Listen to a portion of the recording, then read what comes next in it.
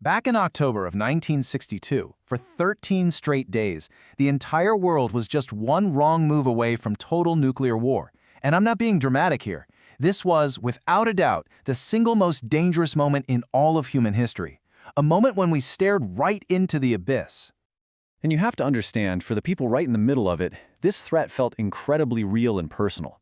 I mean, just listen to this quote from the son of a U.S. officer who was literally waiting for the order to launch nuclear missiles. This wasn't some abstract political game anymore. It was about your family, your city, your whole world, just gone, turned to vapor. Okay, so how on earth did we get here, right? This whole crisis didn't just pop up out of nowhere. It was actually a very calculated, incredibly high-stakes move in the global chess match we call the Cold War. To really get this, you have to see the whole board. See, the Soviet premier Nikita Khrushchev was absolutely furious. Why? Because not long before, the U.S. had placed nuclear missiles in Turkey. We're talking right on his border, able to hit Moscow in something like 10 minutes. So Khrushchev basically thought, hey, if you can put missiles in my backyard, I can put them in yours. His move into Cuba, it was a direct response. It was all about leveling the playing field. And to pull it off, the Soviets launched this massive secret mission called Operation Anadyr. They used 85 regular-looking commercial ships, claiming they were carrying farm equipment. But in reality, they were smuggling an entire nuclear arsenal and 42,000 troops across the Atlantic. I mean, can you imagine?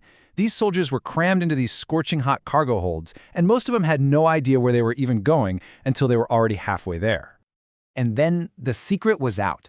On October 16th, President Kennedy walks into a briefing and gets shown these photos from a U-2 spy plane. The proof was right there. You couldn't deny it. A CIA analyst pointed it out. Those are launch sites for nuclear missiles that could hit Washington, D.C. in just 13 minutes. Khrushchev had looked him in the eye and lied. And the moment Kennedy saw those photos, the clock started ticking on those 13 days.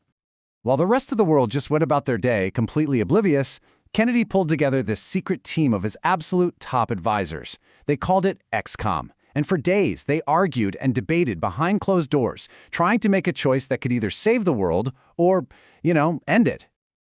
So the choice they had was basically impossible. On one hand, you've got the military guys, who are all saying the same thing. Let's go in, a massive airstrike, followed by an invasion. Sure, it's decisive, but it would kill thousands of Soviets, and that would almost certainly kick off World War III. Plus, what if you missed just one missile? Then, on the other hand, you have the idea of a naval quarantine, basically a blockade. It's way less aggressive, and it leaves room to talk. But it's slow, and it doesn't do anything about the missiles that are already sitting there in Cuba. But Kennedy, he just wasn't buying what his generals were selling. He said this in private, and it's pretty chilling. He knew that if he listened to them and they turned out to be wrong, well, none of them would be around to point fingers. It just shows you how deeply he feared that one wrong move could cause everything to spiral completely out of control. So on October 22nd, Kennedy made up his mind. He went on TV and told a totally stunned world what was happening, and he announced a naval quarantine around Cuba. Now that word choice was so important. See, calling it a blockade is technically an act of war, but quarantine? That sounds a little softer, a little more medical. It was a clever move that bought him some crucial time. And just like that, the secret's out. Kennedy's made his speech, and now this global chess match moves from the back rooms onto the high seas. The U.S. Navy forms this ring of steel around Cuba, and literally the whole world is holding its breath, watching to see what happens next. And then things got even more serious. The U.S. military went to DEFCON 2. Let me put that in perspective for you. That is the highest level of alert we have ever been at. It's the final step right before you launch the nukes. For the first and only time in history, B-52 bombers armed with nuclear weapons were in the air 24/7, ready to go at a moment's notice. The entire system was primed for Armageddon. As 25 Soviet ships steamed full speed ahead towards that quarantine line, the tension was just unbearable. Was this it? Would they challenge the line? Would the first shot of World War III be fired right there in the Caribbean? And then at the last possible second, the first of the Soviet ships just stopped, dead in the water. That immediate danger had passed, but believe me, the most dangerous day of the crisis was still ahead. Now, while everybody was staring at those ships on the surface, the real nail-biter, the story you probably haven't heard, was happening hundreds of feet below the waves. And this is where we see just how close we came to a purely accidental apocalypse. So, Saturday, October 27th, it gets nicknamed Black Saturday for a reason. It was just one disaster after another. A U.S. spy plane gets shot down over Cuba, killing the pilot. Then another U.S. plane accidentally flies into Soviet airspace, almost starting a dogfight. It felt like everything that could possibly go wrong was going wrong. And at the same time, deep under the ocean, things were even worse. A Soviet submarine, the B-59, was being hunted by the U.S. Navy. The crew inside, they hadn't been able to talk to Moscow for days. It was over 100 degrees in there, they were exhausted, and all they knew was that American ships were above them. They had every reason to think World War III had already started.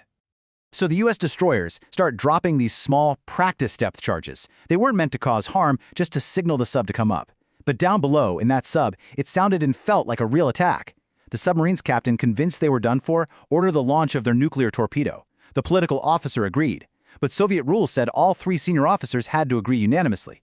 And the third man, a guy named Vasily Arkhipov, just calmly said no. He single-handedly stopped a launch that would have instantly started a global nuclear war. Incredible.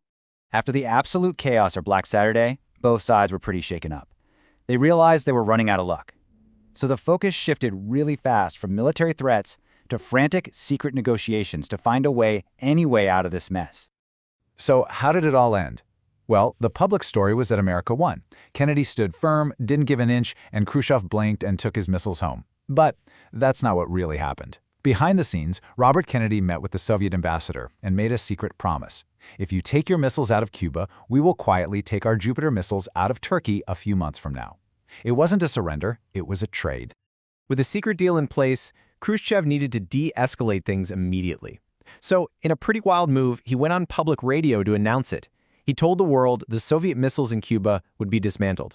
And just like that, across the entire globe, a world that had been holding its breath for 13 days finally let out one massive, collective sigh of relief.